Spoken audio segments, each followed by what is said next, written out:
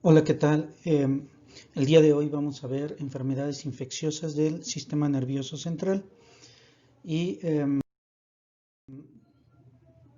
el contenido que vamos a revisar van a ser las vías de entrada de los microorganismos al tejido nervioso. Vamos a revisar los conceptos de meningitis y meningoencefalitis.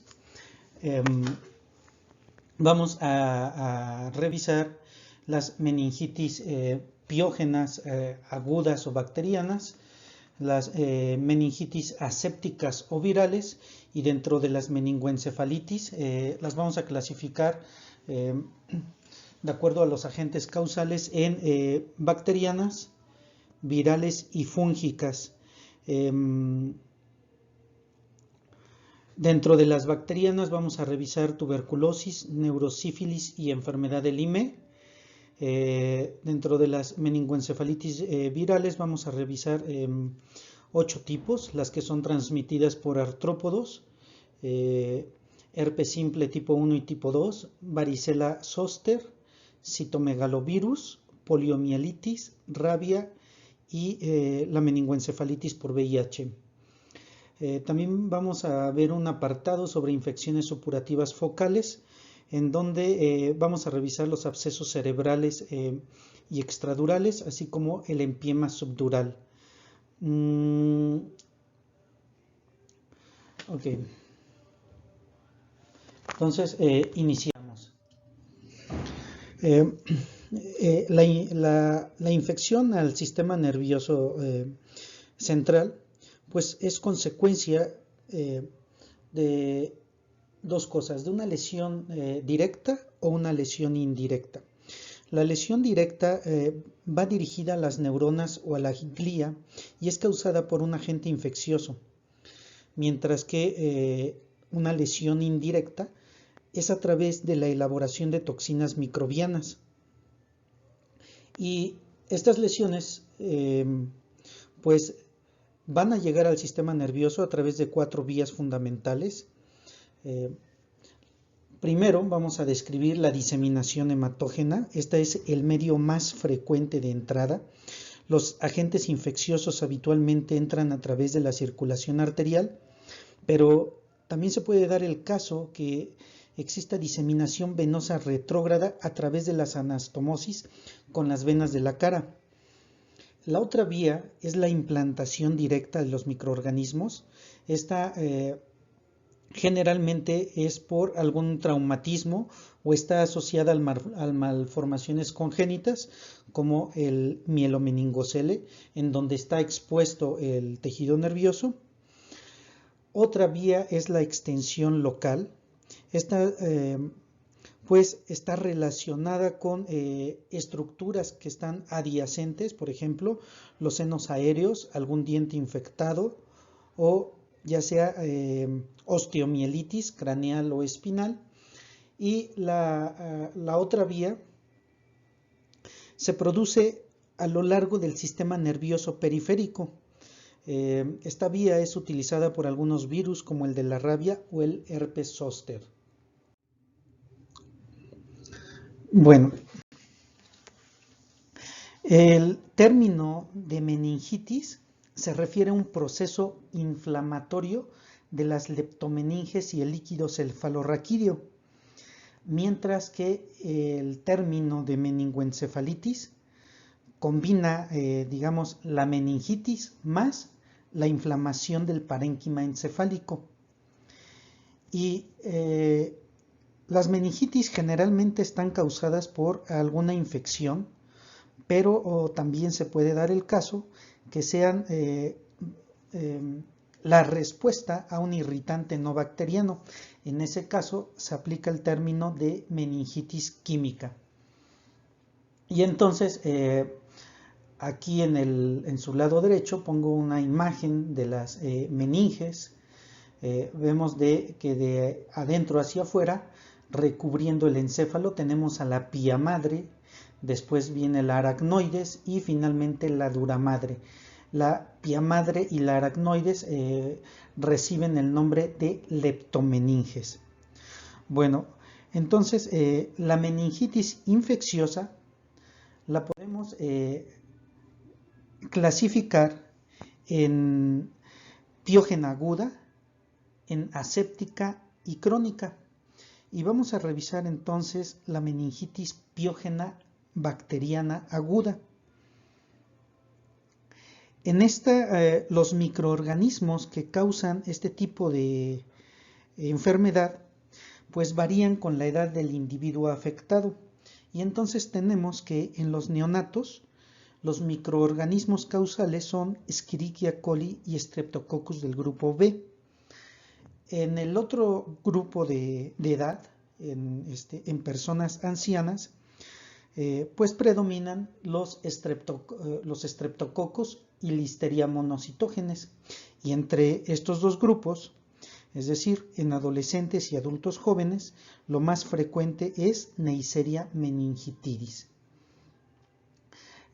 También es importante ver que en individuos inmunocomprometidos, la meningitis purulenta está causada por otros microorganismos, como son Klebsiella y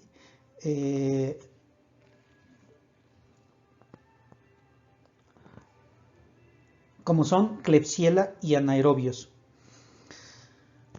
Las manifestaciones clínicas que muestran estos individuos pues son signos sistémicos de infección sobreañadida, además de irritación meningea, cefalea, fotofobia e irritabilidad. Y bueno, si a estos individuos se les realiza una punción lumbar para obtener líquido cefalorraquídeo, pues vamos a ver que este líquido es un líquido turbio, francamente purulento, existe una presión elevada e identificamos hasta 90.000 neutrófilos por milímetro cúbico.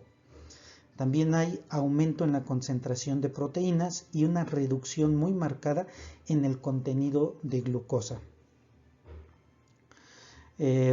Este líquido además lo podemos utilizar para un frotis o lo podemos enviar a cultivo. El síndrome de Waterhouse-Friedrichsen está relacionado con una septicemia asociada a meningitis, con infarto hemorrágico de las glándulas suprarrenales y petequias cutáneas. Este síndrome, si no es tratado de forma inmediata, pues es mortal. Y macroscópicamente, ¿qué es lo que identificamos en estas meningitis? Pues es evidente el exudado en las leptomeninges. Generalmente la localización del exudado varía en el tipo de meningitis. Así tenemos que, por ejemplo, en las que son por Haemophilus influenza, generalmente el exudado es de tipo basal, como el que observamos aquí. Vean este exudado purulento que está cubriendo el puente y el cerebelo en estos dos cerebros. Y en este otro, vean el exudado purulento que se encuentra sobre las convexidades cerebrales. Este es más característico de la meningitis neumocócica. Histológicamente, ¿qué es lo que encontramos? Bueno, pues van a predominar el infiltrado inflamatorio de tipo polimorfonuclear que se encuentra en el espacio subaracnoideo, aquí. Y además vamos a encontrar vasos congestivos y edema en el parénquima circundante. En la meningitis aséptica viral aguda, este es un término clínico que se refiere pues a la ausencia de organismos reconocibles en un paciente que tenga irritación meningea, fiebre y alteraciones en el estado de conciencia. Y la evolución clínica en estos pacientes es menos fulminante que en la meningitis piógena. Los hallazgos en el líquido cefalorraquídeo de este tipo de pacientes, pues difieren respecto a los anteriores. En este vamos a encontrar una pleocitosis linfocítica. Pleocitosis se refiere al aumento de células, entonces van a predominar los linfocitos. Vamos a encontrar elevación de las proteínas, pero esta elevación solo es moderada y la glucosa casi siempre va a estar normal. Este tipo de meningitis generalmente son autolimitadas y se tratan de forma sintomática. También es importante mencionar que el espectro de estos patógenos pues va a variar dependiendo de la zona geográfica y de la estación del año. Vamos a ver ahora las infecciones supurativas focales agudas y vamos a revisar el absceso cerebral, el empiema subdural y el absceso extradural. Entonces comenzamos por el absceso cerebral. Estos se pueden originar por una implantación directa, ya sea por un traumatismo con lesión penetrante o por extensión local a partir de focos adyacentes, por ejemplo, una mastoiditis o una sinusitis de senos paranasales, o ya sea por diseminación hematógena. Los trastornos predisponentes al absceso cerebral son endocarditis bacteriana aguda, la cardiopatía congénita con comunicación de derecha a izquierda y pérdida de filtración pulmonar de los organismos. El otro es sepsis pulmonar crónica, como podemos observar en las bronquiectasias, y la inmunodepresión es otro trastorno importante que predispone a abscesos cerebrales. Los estreptococos y los estafilococos son los microorganismos agresores más frecuentemente que se han identificado en este tipo de poblaciones inmunodeprimidas. Y pues estos abscesos cerebrales son lesiones destructivas que clínicamente se manifiestan con déficit focal. Hay aumento en la presión intracraneal y el líquido cefalorraquídeo generalmente muestra una presión elevada, leucocitosis pues aumentada, también van a estar aumentadas las proteínas y la glucosa es normal. Generalmente el aumento de la presión intracraneal y la herniación progresiva en estos pacientes pues termina con la muerte. También es importante mencionar que la rotura de estos abscesos puede provocar una ventriculitis, es decir, la inflamación de los ventrículos, inflamación de las meninges y trombosis del seno venoso, los cuales, bueno, con la cirugía y los antibióticos, pues se reduce su mortalidad. ¿Qué es lo que vamos a observar? Macroscópicamente los abscesos son lesiones que están bien delimitadas y que tienen necrosis licuefactiva en el centro, aquí, y que está rodeada por una zona de fibrosis en esta parte y tumefacción, es decir, hay edema en el tejido adyacente. Histológicamente, pues vean, aquí encontramos la necrosis de tipo licuefactiva en el centro y rodeando esta necrosis vemos aquí la fibrosis, incluso aquí se ven algunas fibras de colágeno de color azul y alrededor de estas, vean, observamos tejido de granulación con formación de nuevos vasos. Hacia afuera de la cápsula fibrosa, pues vamos a encontrar gliosis reactiva y numerosos astrocitos de tipo gemistocítico.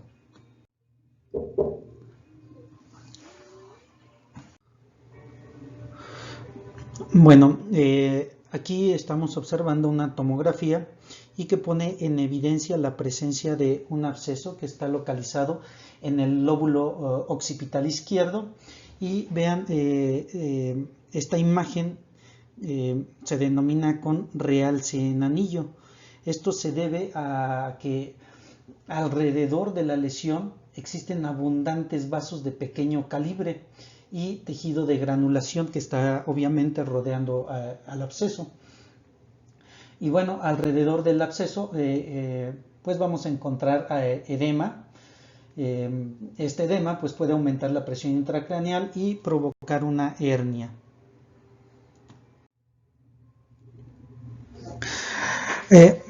Ahora vamos a revisar el empiema subdural. Este es una infección bacteriana, a veces es de tipo fúngica, en los huesos del cráneo y los senos aéreos, y se puede llegar a diseminar al espacio subdural. Entonces, bueno, entonces vuelvo a repetir. Generalmente esta infección se disemina hacia el espacio subdural y por consecuencia los espacios aracnoideos y subaracnoideos no están afectados. Sin embargo, sí se produce un efecto de masa y entonces posteriormente se desarrolla una tromboflebitis en las venas puente que cruzan el espacio subdural y entonces pues se produce una oclusión venosa e infarto del encéfalo. Generalmente estos pacientes pues están febriles con cefalea y rigidez cervical y pues si no son tratados pues de forma inmediata desarrollan síntomas neurológicos focales, obnubilación y coma. Y aquí tenemos esta imagen en donde podemos ver las leptomeninges, la pía madre en contacto con el encéfalo, después arriba de esta está la aracnoides y luego la dura madre. Entonces les decía que esta infección generalmente está en el espacio subdural, es decir, debajo de la dura madre. Y aquí observamos estas venas que son de las que les hablaba, son las venas puente que cruzan ese espacio subdural y que finalmente la complicación de un empima subdural pues puede ser el infarto del encéfalo.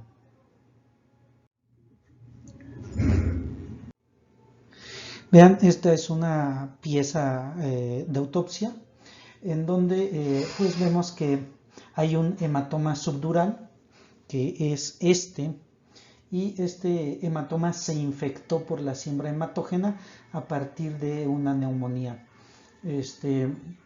Generalmente este tipo de infecciones están localizadas, no se propagan a las meninges.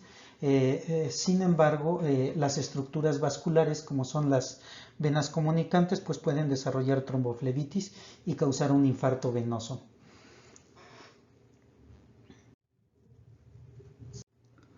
Con respecto a los abscesos extradurales, estos frecuentemente están asociados con osteomielitis y se originan en un foco adyacente de infección, como puede ser una sinusitis o algún procedimiento quirúrgico.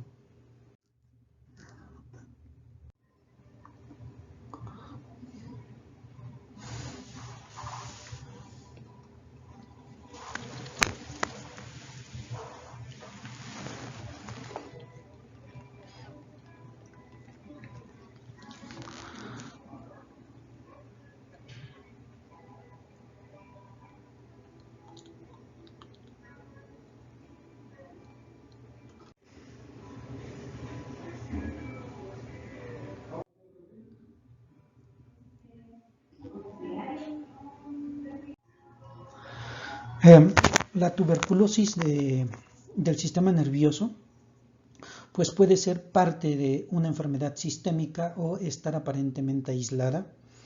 Generalmente el encéfalo es sembrado a partir de una infección que se encuentra en los pulmones y pues puede afectar tanto a las meninges como el encéfalo. Estos pacientes generalmente refieren cefalea, malestar general, confusión mental y tienen vómito. El líquido cefalorraquídeo pues se caracteriza porque hay una pleocitosis moderada de tipo mixto, es decir, vamos a encontrar tanto linfocitos como neutrófilos. Las proteínas están elevadas y la glucosa generalmente es normal. Dentro de las complicaciones más graves de la meningitis tuberculosa son la fibrosis aracnoidea, que va a producir hidrocefalia, y la endarteritis obliterativa, que al afectar a los vasos de pequeño calibre pues va a producir oclusión de ellos y finalmente infarto del tejido encefálico. También es importante mencionar que los síntomas de los tuberculomas pues son típicos de lesiones ocupantes de espacio en el encéfalo, y entonces pues hay que distinguirlos de los tumores del sistema nervioso central. Bueno, y lo que observamos en el estudio macroscópico es la presencia de un exudado gelatinoso o de tipo fibrinoso que se encuentra en el espacio subaracnoideo, generalmente en la base. Este exudado pues afecta a los pares craneales, como estamos viendo aquí, vean, del tronco encefálico, está recubierto por este exudado que involucra a esos pares craneales.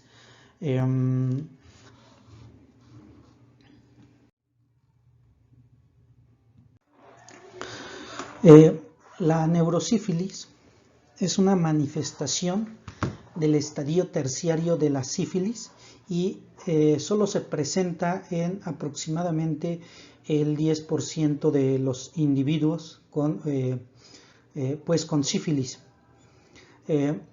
Los patrones principales de afección son tres tipos: la neurosífilis meningovascular.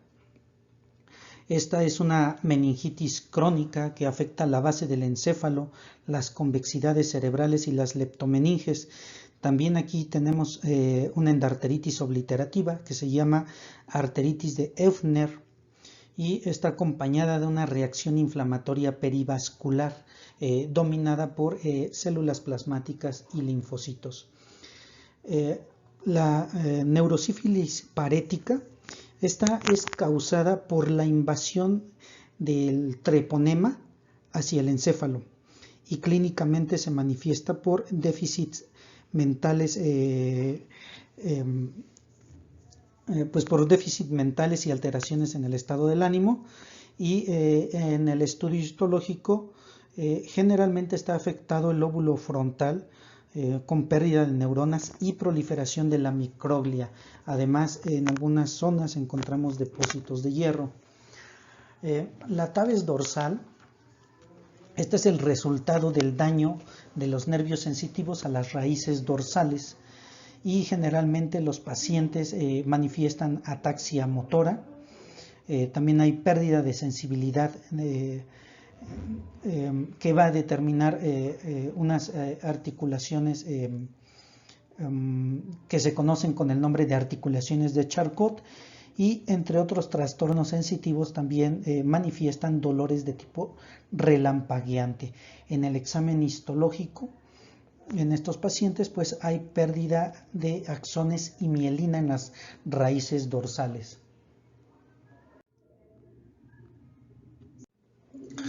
Esta es una pieza macroscópica en donde podemos pues identificar que aquí en la superficie del ventrículo se observan numerosas granulaciones. Vean, son estas, miden aproximadamente unos 2 milímetros, y generalmente estas pues son secundarias a la infección por treponema. No es un hallazgo específico de la neurosífilis, puesto que se puede presentar en algunas otras infecciones, pero lo importante de esto es que está asociado a hidrocefalia con presión elevada. Y bueno, ya habíamos comentado que en estos pacientes puede haber afectación de las raíces posteriores sensitivas de la médula, y esto pues se conoce como tabes dorsal, que obviamente pues cursan con pérdida en la sensibilidad postural y dolorosa. Además tienen un riesgo aumentado de sufrir traumatismos. Bueno, con respecto a las infecciones virales, cuando estas afectan al encéfalo, pues recibe el nombre de encefalitis viral. Cuando afecta además a las meninges, pues es una meningoencefalitis. Y si afecta además del encéfalo, las meninges, a la médula espinal, pues es una meningoencefalomielitis. Y pues los virus tienen tropismo hacia algunas células en particulares, como son los oligodendrocitos, mientras que hay otros virus que tienen pues preferencia a infectar a ciertas regiones del encéfalo, como pueden ser los lóbulos temporales mediales o el sistema límbico. También es interesante mencionar que la infección viral intrauterina pues puede causar malformaciones congénitas, como ocurre con la rubiola. Y vamos entonces a ver las encefalitis virales transmitidas por artrópodos. Los arbovirus son una causa importante de encefalitis epidémica. Recuerden que los arbovirus son aquellos virus transmitidos por artrópodos, y que, bueno, generalmente este tipo de infección se da en regiones tropicales. Por ejemplo, bueno, aquí tenemos algunos de los tipos más importantes, que son el equino oriental, el occidental, el del Nilo occidental, el de Venezuela, de San Luis, La Crosse, el del lejano oriente, etc. Todos estos tienen como anfitriones a los animales y a los mosquitos como vectores, excepto el que es transmitido por garrapatas.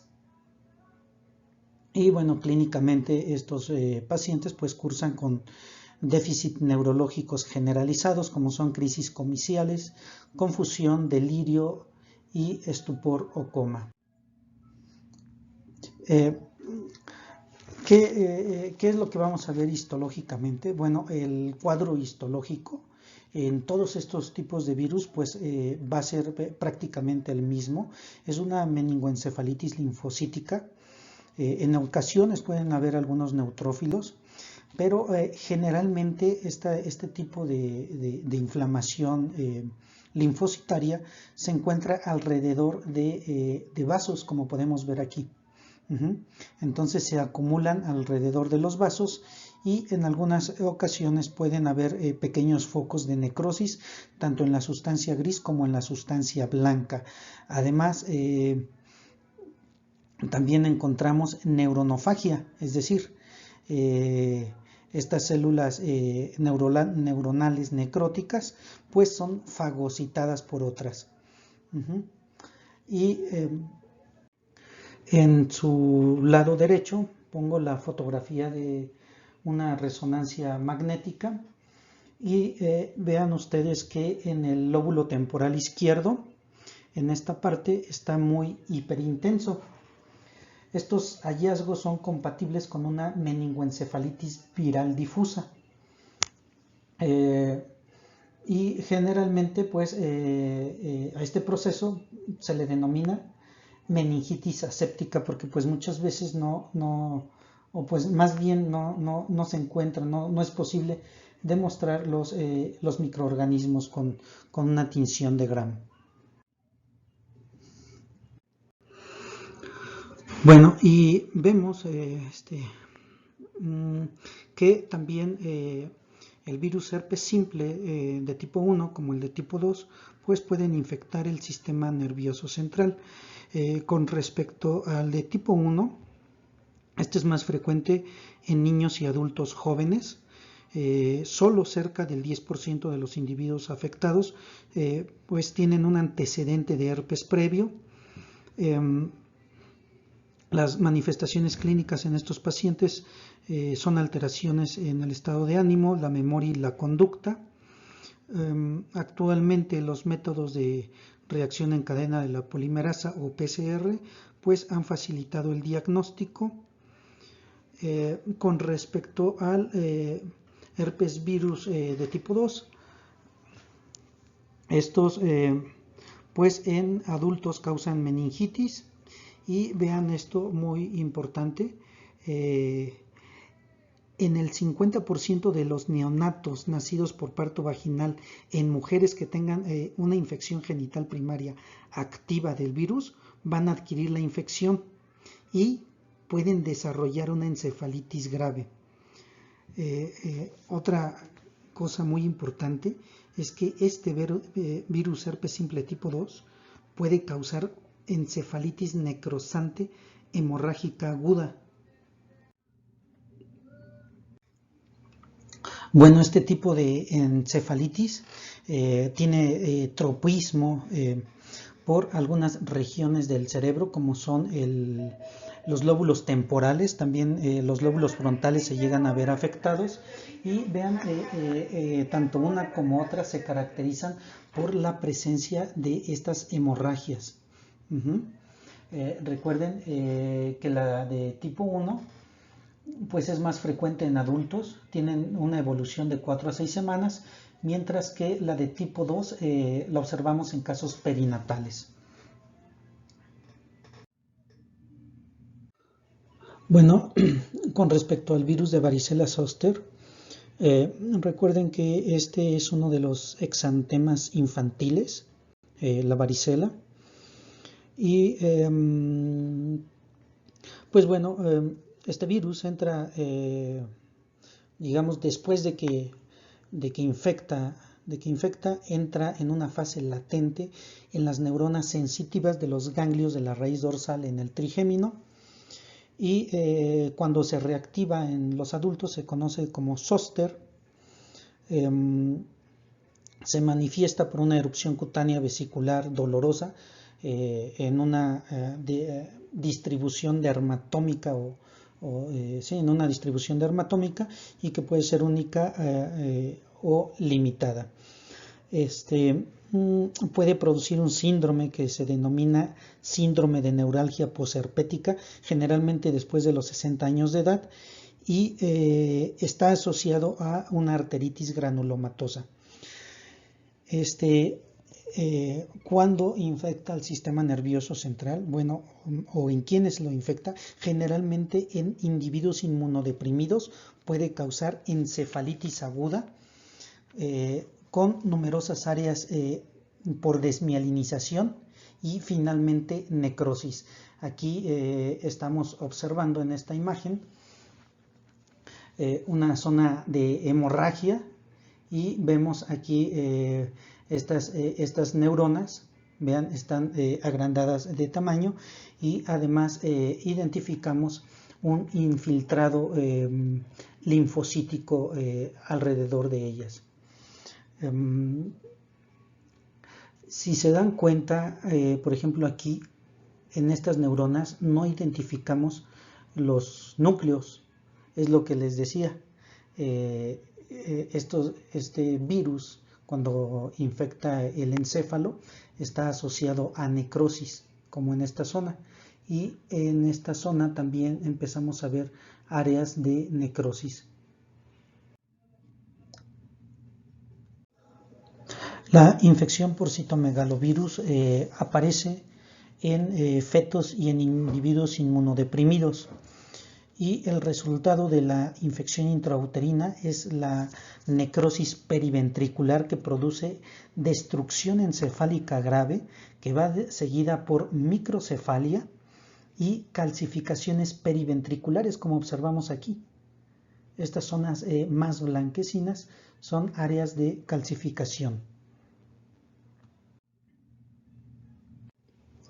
La poliomielitis es la infección por un poliovirus y que generalmente en individuos que no están inmunizados causa una gastroenteritis subclínica. Sin embargo, en una pequeña fracción de la población invade el sistema nervioso. Y entonces, ya en el sistema nervioso, afecta a las motoneuronas de la médula espinal, produciendo parálisis flácida con atrofia muscular e hiporreflexia. Y histológicamente podemos ver manguitos perivasculares de células mononucleares, y algo muy característico también es la neuronofagia, específicamente de las motoneuronas del asta anterior. Como aquí vemos, vean, aquí hay células inflamatorias y están alrededor de una neurona fagocitándola, y como pues ya mencionamos, esto va a causar parálisis flácida y atrofia muscular. Mediante PCR se puede demostrar el RNA de los poliovirus en las motoneuronas del asta anterior. Y también es importante mencionar que en los estudios post-mortem de pacientes que han vivido por largo plazo con una poliomielitis sintomática, se identifica pérdida de neuronas y gliosis en las astas anteriores. En la enfermedad aguda, pues puede producir la muerte también por parálisis de los músculos respiratorios y en ocasiones una miocarditis. También existe un síndrome post-poliomielitis que se desarrolla en pacientes entre 25 y 35 años de edad después de la resolución de una enfermedad inicial, y este síndrome se caracteriza por debilidad muscular progresiva que está asociada a disminución de la masa muscular y dolor. La patogenia de esta enfermedad pues es poco clara.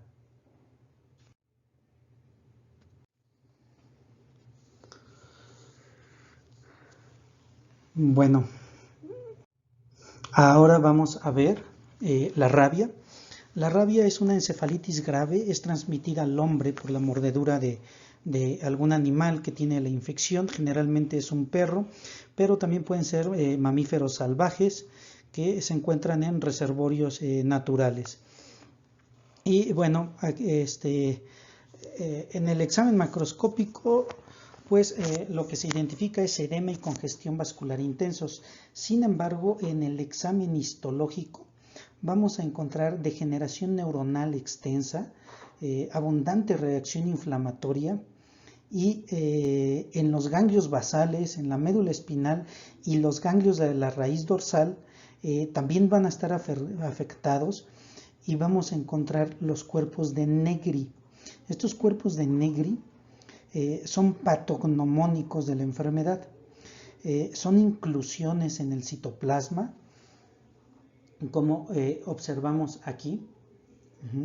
Vean, son inclusiones redondas, pueden ser ovaladas, y son eosinófilas, esta coloración como rosada.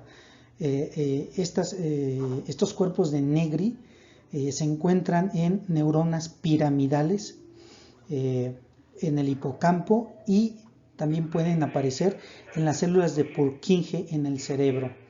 Y bueno, vuelvo a repetir, son patognomónicas de la infección por este virus.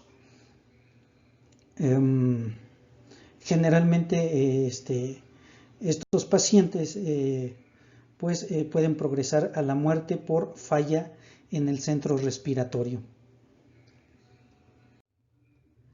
La encefalitis por VIH. Bueno, entonces la meningitis aséptica por VIH aparece en las primeras 2 semanas después de la seroconversión y se presenta en el 10% de los pacientes.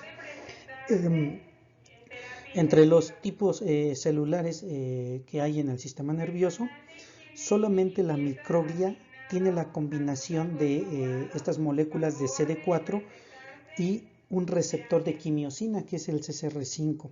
Esto le permite adquirir la infección por este virus de una forma más eficaz. Y bueno, las características histológicas de esta infección consisten en estos nódulos de microglia, que son estos, vean, estos nódulos, y además la presencia de estas células gigantes multinucleadas, que en realidad son macrófagos que se han fusionado y las han formado. Bueno, estas son las dos características más importantes, pero también podemos llegar a encontrar zonas de necrosis y la presencia de gliosis reactiva.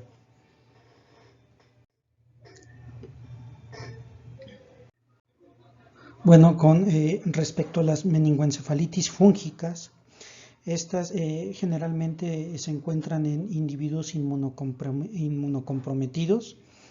El encéfalo generalmente se afecta por diseminación hematógena del hongo, y vamos a revisar aspergillosis.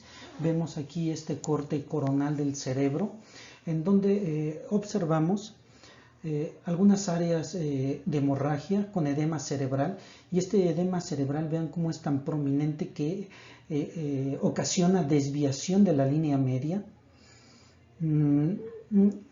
Este cerebro pues correspondió a un paciente inmunodeprimido con neutropenia.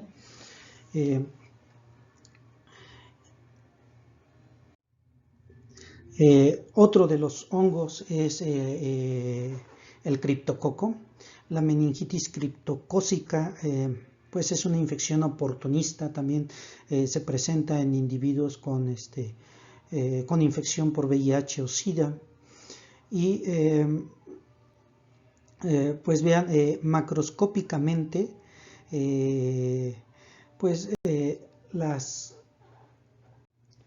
identificamos un exudado mucoide.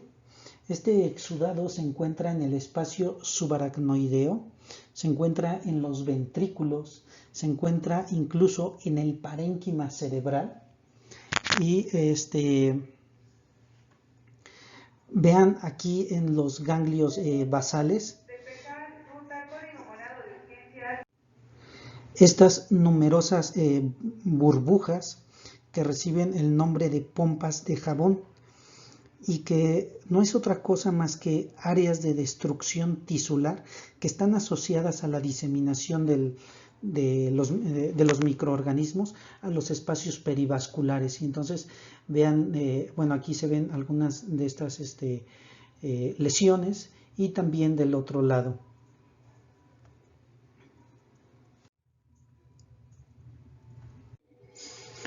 Bueno, también las enfermedades por protozoarios como malaria, toxoplasma, amibiasis o tripanosomiasis pues pueden infectar el cerebro, y en este caso tenemos a toxoplasma.